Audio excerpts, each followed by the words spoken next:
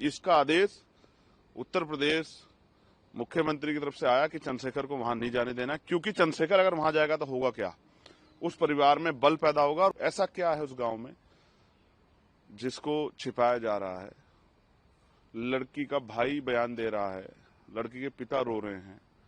जब इतनी पीड़ा में थी तो मेरा एक नैतिक कर्तव्य है, और मेरा नहीं, हर व्यक्ति का जो बहन बेटियों के सम्मान की लड़ाई लड़ना चाहता है, कि उनको जाके उस दर्द को बांटना चाहिए, उनकी मदद करनी चाहिए। लगातार जिस तरह से फिल्मी वो होता है, मेरी गाड़ी के सामने लाके गाड़ी लगा देना, फिर मजबूरी में मुझे ऐसा लगा कि कोई बड़ी घटना न घट जाए, मैं बाइक से चला गया। पुलिस मुझे खोजती रही, पिस्टल उनके सर पे लगी हुई है, वो बंदूकों की नोक पे है, इसलिए वो रो रो के इंतजार कर रहे हैं कि चंद्रशेखर वहां जाए। लेकिन ये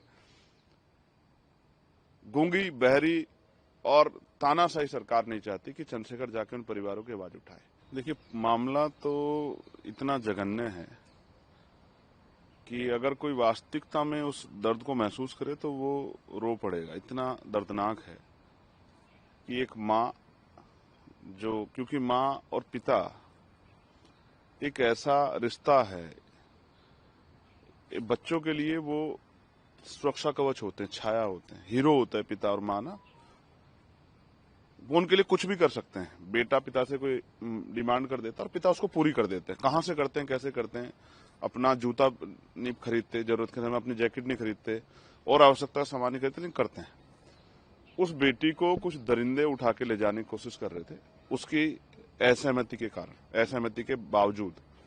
तो एक माँ ने, जैसा हमेशा होता है भारत की संस्कृति में कि माँ अपने बच्चों की रक्षा के लिए आगे आती, माँ आगे आई और मुकाबला जब करने लगी तो उन दरिंदों ने उस माँ को धारदार हथियारों से उनका सर कुचल दिया। उस बेटी को वो अगवा करके ले गए और उस माँ को जो है उसकी निर्मम हत्या कर दी। सभ्य समाज में किसी भी जाति धर्म के लोग हों, चाहे वो मेरठ के, उत्तर प्रदेश के, देश के जिन लोगों ने देखा, जिनके घर में बेटियां, उन सारी माओं को तकलीफ हुई होगी कि इस तरह का जघन्य अपराध की कोई किसी भी तरह से जो है उससे सहमति उस पर दर्ज नहीं करा सकता है। हर माँ को, हर पिता को, हर भाई को चिंता हुई होगी कल उसकी बहन के साथ ना हो जाए, कल उसकी बहन के सम्मान के साथ ये ना हो जाए। हर माँ को दर्द हुआ होगा और हर माँ ने इस पीड़ा को महसूस किया होगा। मैं उस परिवार से, क्योंकि मैं बाहर था, मेरी परिवार से बात हुई, मेरे कहने के बावजूद उन्होंने अंतिम संस्कार किया। मैंने उन्हें कहा कि आपकी जो तकलीफ है आपके दिल में, बेटी बरामद नहीं हुई, उसको हम लोग कराएंगे, लड़ाई लड़ेंगे। पुलिस प्रशासन 24 घंटे का समय हमसे मांगा था। परसों रात वो समय पूरा हुआ, कल हम लोग मिलने जा रहे थे। जानबूझ के, ऐसा क्या है उस गांव में जिसको छिपाया जा रहा है?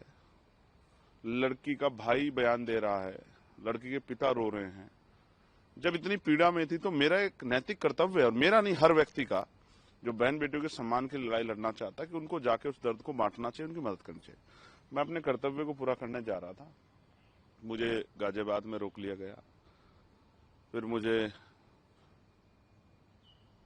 खोड़ा के आसपास रोक लिया गया, फिर उसके बाद हापुड़ वाला जो कट है वहां रोक लिया गया। और लगातार जिस तरह से फिल्मी वो होता है, मेरी गाड़ी के सामने लाके गाड़ी लगा देना, फिर मजबूरी में मुझे ऐसा लगा कि कोई बड़ी घटना न घट जाए, मैं बाइक से चला गया। पुलिस मुझे खोजती रही और मैं एक साथी के साथ बाइक से टोल पर पहुंचा।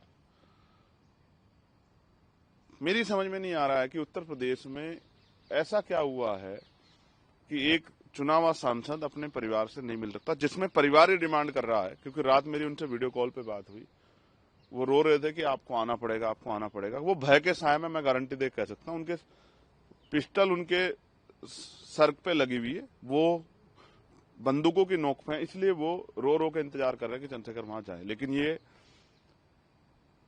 गूंगी, बहरी और तानाशाही सरकार नहीं चाहती कि चंद्रशेखर जाके उन परिवारों की आवाज उठाए। मैंने कल फेसबुक लाइव के माध्यम से मांग की थी कि मुझे डर है, क्योंकि जिस तरह के हमारे सूत्रों से पता लगा कि बेटी गुंडों के पास ही थी, अपराधियों के पास ही थी, तो मुझे डर है कि उस बेटी से जबरन उसको डरा के उसके अपने फेवर में बयान न दिलवा दी जाए। इसलिए मेरी मांग है कि उस बेटी को एक बार परिवार से मिलाया जाए, क्योंकि उस बेटी को नहीं पता क्या क्या हो गया है, उस बेटी की जानकारी में नहीं है, उस बेटी को क्या बीत रही है, वो किस सिचुएशन में उसको कितना डराया गया है। क्योंकि उसका एक बयान मैंने सुना है कि मेरे परिवार की हत्या का डर दिखाकर कि उनकी हत्या कर दूंगा, ये गुंडा आरोपी मुझे लेके गया है। तो मैं चाहता हूं कि उसका डर तब निकलेगा जब परिवार के सामने वो बेटी आ जाएगी और फिर उसके बयान हो। और एक मेरा जो सबसे बड़ा डर है, जिस तरह के बयान उसके भाई और पिता के हैं, वो गांव उनके लिए सेफ नहीं है।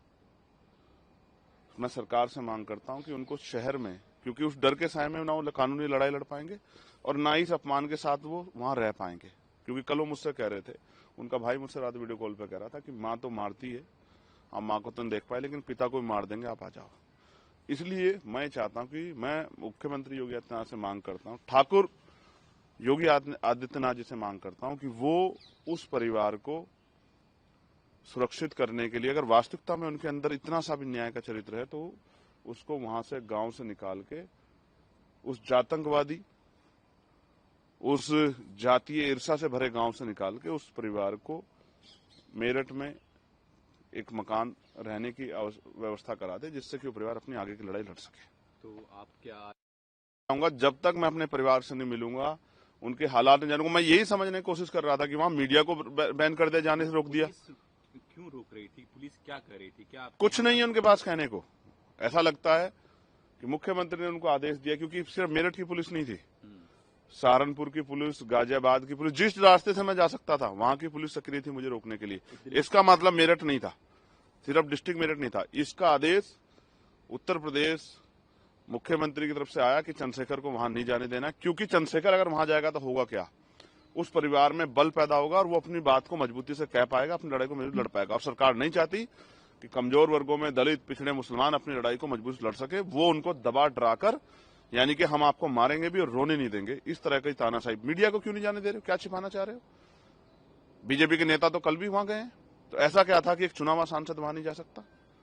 उसका कारण मात्र ये था कि चंद्रशेखर जाएगा तो उस परिवार में बल पैदा होगा, उनमें बल पैदा ना हो और वो तड़प तड़प के वहीं मरे, डरे, वो अपनी बात ना कह पाए। इसलिए, क्योंकि जब मैं उनसे वीडियो कॉल बात कर रहा हूं, उनके चारों तरफ पुलिस खड़ी है, वो क्या कह पाएंगे अपनी बात को?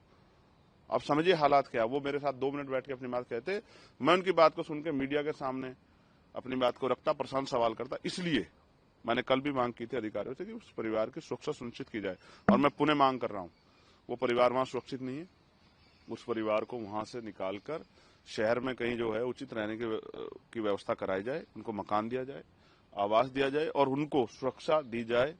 जब तक ये नहीं होगा तो न्याय नहीं हो सकता। और अगर ऐसा नहीं होता तो मैं डंके की चोट पर कहता हूं कि इस प्रदेश में दलितों, पिछड़ों, मुसलमानों के लिए जो हालात हैं वो पलायन जैसे हैं और उनकी सुरक्षा किसी के भरोसे नहीं है। मुख्यमंत्री कहते थे हर चौराहे पे अगर कोई बेटी को छेड़ेगा तो यमराज बैठा, यमराज नहीं बैठा।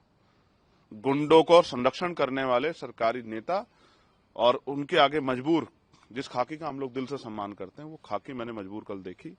उनके पास शब्द नहीं थे ये बयां करने के लिए कि एक चुनाव सांसद अपने परिवार से क्यों नहीं मिल सकता। वीके न्यूज उत्तर प्रदेश, उत्तराखंड, सच का सारथी।